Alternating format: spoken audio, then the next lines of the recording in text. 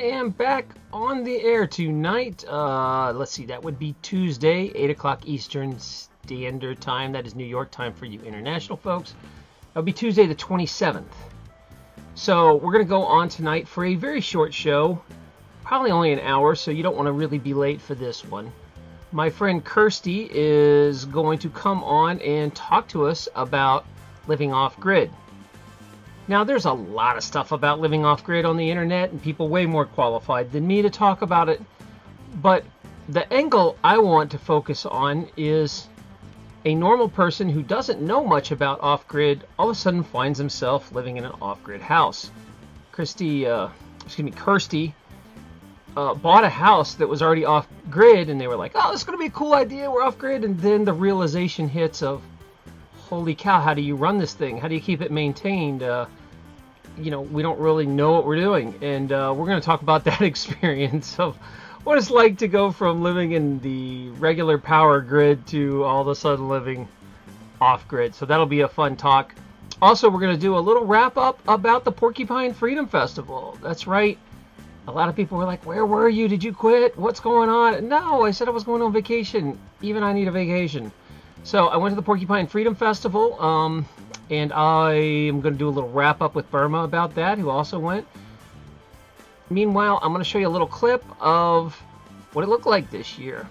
So I'll see you there live tonight. Remember, 8 o'clock. It's only going to go about an hour or so don't be late.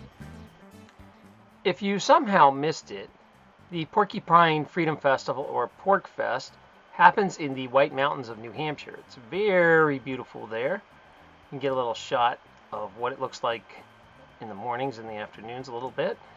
And there's all kinds of vendors and food. And of course, one of my favorite vendors is the guys from Zoe Pizza. And they had like fresh basil growing right there that you could pick, and they'd make you a pizza with your own fresh basil. It was pretty neat. And they would they had these special ovens. It was really neat. Porcfest was pretty well attended this year. It was a good time. And there was still podcasts and things going on, and there's always a libertarian vibe. But for you guys that aren't into freedom and politics and that sort of thing, there's also more of a camping vibe where you can just chill out and have fun and go to the parties. And so there's a vibe of screw all politics and let's just have fun. Okay, everybody, here's video proof that this happened.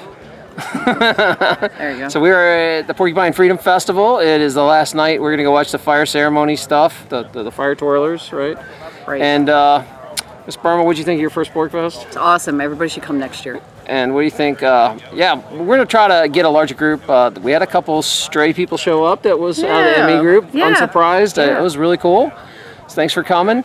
And after that, we might go camping sometime maybe September, maybe, up here if some of you people, stragglers, want to come up.